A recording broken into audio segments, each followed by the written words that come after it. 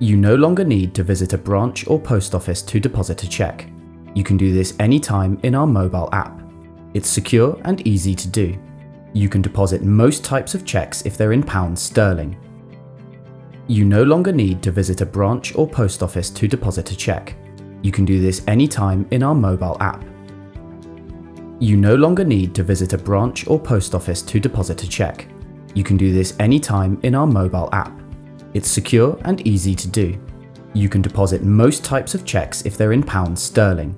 You can deposit single cheques up to £5,000 and multiple cheques up to a daily limit of £15,000. Here's how to do it.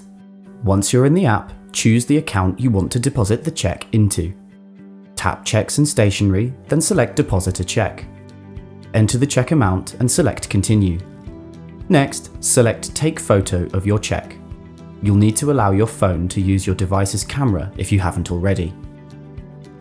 Capture images of both the front and back of the cheque, even if the back is blank.